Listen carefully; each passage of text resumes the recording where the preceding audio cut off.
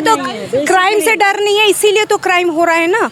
तो या तो हमारे हाथों में हथियार दे दो, हम लड़ लेंगे, और या फिर इस क्राइम को कहीं तो कहीं कोशिश होनी चाहिए कि उस क्राइम को रोका जाए। कहीं ना कहीं ऊपर के लोग जो इन्वॉल्व हैं, इतना बड़ा ये खाली पीजी कार मेडिकल कॉलेज में नहीं भी अन्य मेडिकल कॉलेजेस में भी डॉक्टर्स, जूनियर डॉक्टर्स के लिए कोई सिक्योरिटी अरेंजमेंट्स नहीं है। बहुत बुरी कंडीशंस में बच्चे बहुत अनहेल्दी, अनहाइजीनिक कंडीशंस में काम करते हैं। रहने के लिए नहीं, एक कमरा प्रोवाइड करा नहीं जा सकता कि 2 मिनट अपनी कमर को सीधा कर लें। डॉक्टरों को भगवान कहा जाता है धरती का, और आज भगवान ही सड़कों पर है। क्या कहेंगे आप? कहीं ना कहीं समाज ही जिम्मेदार है ना इसके लिए।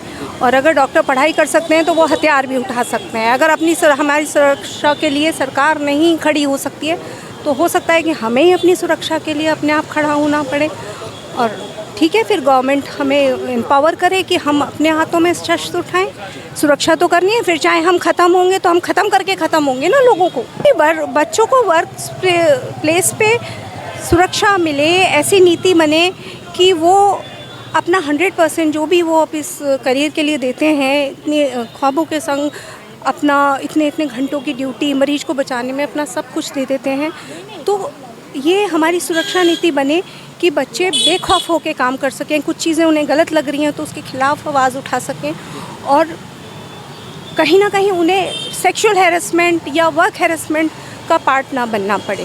देखिए, और भी मैं बातचीत करता हूँ। आपको लगभग कितना समय हो गया इस समय डॉक्टरी करते करते? 30 साल हो गए। ये जो घटना हुई है, कितना गुस्सा है आप में इसको लेकर? बिल्कुल है। छोटे छोटे बच्चे, आपको पता है एक डॉक्टर को बनाने में कितना लगता है। पहले वो बेचारा इतनी मेहनत करके यूजी से 7th 8th क्लास से वो लग जाता है एक तो दिमाग में कि हाँ मुझे डॉक्टर बनना है। उस समय तो उसके अंदर वो जज्बा होता है कि मुझे एक स्टेथोस्कोप पहन करके मुझे अपने देशवासियों की सेवा करनी है। उसने ऐसे ही देखे हैं जब भी वो जाता है उसको अपने आप को दिखाने के लिए, इतनी कड़ी मेहनत करके तो वो अपने नीट यूजी पास करता है, जो कि एक इम्तिहान है जो कि इतने छोटे उम्र के बच्चे देते हैं, जो कि हमारे IAS और PCS वाला एग्जाम नहीं कहलाया जाएगा।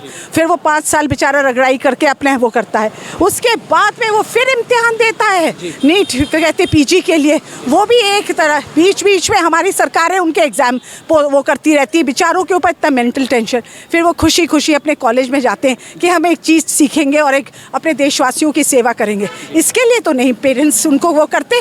और एक बात और बताइए, हमारे मोदी जी तो वहाँ तक पहुँच गए कि मुझे अपने देश को सबसे ऊपर लेकर के जाना है। सोच हमारी वैसी ही हो गई। यानी भारत का सपना देख रहे हैं मोदी जी तो। विकसित भारत का, लेकिन क्या विकसित भारत? इसका मतलब हर माँ, ये मैं गायनेकोलॉजिस्ट हूँ, डॉक्टर साहब भी गायनेकोलॉजिस्ट है, डॉक्टर साहब रेडियोलॉजिस्ट है। मतलब इसका मतलब ये है कि हर माँ को ये डर रहे कि भाई मेरी लड़की नहीं होनी चाहिए, क्या पता वो दूसरी निर्भया बने या कुछ ऐसे हो जा करके। तो यानी कि हम 18 साल पे जो पहली सोच थी भैया अपने घर में सुरक्षित, दूसरे के घर में सुरक्षित दे दो, यही हमने सीखा है। हमारी बच्चियाँ कहाँ से कहाँ पहुँच गई। अगर हम अपने मन को नहीं वो करेंगे, इसका तो इस तरह का जोड़ तोड़ वो जवाब होना चाहिए, चौराहे के ऊपर ला करके उनको सबके सामने करा जाना चाहिए। तभी एक तरह की सब लोगों को ये पता चलेगा कि किस तरीके से छुआ जाता है। इसीलिए तो क्राइम से डर नहीं है, इसीलिए तो क्राइम हो रहा है ना। तो या तो हमारे हाथों में हथियार दे दो, हम लड़ लेंगे, और या फिर इस क्राइम को कहीं तो कहीं कोशिश होनी चाहिए कि उस क्राइम को रोका जाए। कहीं ना कहीं ऊपर के लोग जो इन्वॉल्व हैं, इतना बड़ा ये खाली पीजी कार मेडिकल कॉलेज में नहीं भी अन्य मेडिकल कॉलेजेस में भी डॉक्टर्स, जूनियर डॉक्टर्स के लिए कोई सिक्योरिटी अरेंजमेंट्स नहीं है। बहुत बुरी कंडीशंस में बच्चे बहुत अनहेल्दी, अनहाइजीनिक कंडीशंस में काम करते हैं। रहने के लिए नहीं, एक कमरा प्रोवाइड करा नहीं जा सकता कि 2 मिनट अपनी कमर को सीधा कर लें। अब आप सोचिए कहाँ से कहाँ क्या कहते हैं दुनिया चली गई है, और इतनी बेसिक नीड्स आप अपने उन डॉक्टर्स को नहीं दे सकते। वैसे तो उनको कोविड वॉरियर्स बनाते हैं, जब आपकी ज़रूरत है तब आप उनका यूज़ कर लेते हैं, वैसे नहीं आप यूज़ करते हैं। बस यही है, हम तो यही कहना चाहेंगे कि उनको सज़ा मिलनी चाहिए और तुरंत मिलनी चाहिए, लंबा खींच करके नहीं होना चाहिए। देख रहा हूँ आपकी आंख में आंसू हैं इस समय, कितना गुस्सा है आप में इस समय? बहुत ज़्यादा, मतलब शायद इतना गुस्सा या इतना आक्रोश मन में ज़िंदगी में कभी नहीं आया होगा जितना अब आया है कि एक लड़की जो इतनी मेहनत करके इस स्टेज तक पहुंचती है और उसका अंत इतना भयानक, इतनी दुर्दशा हो। आई थिंक इससे बुरा किसी लड़की के साथ कुछ नहीं हो सकता। और आप उसके परिवार का सोचो, जो कब से बच्चे को डॉक्टर बना के देश की सेवा में लगाने का सपना देखते हैं, उनका आप इमेजिन नहीं कर सकते।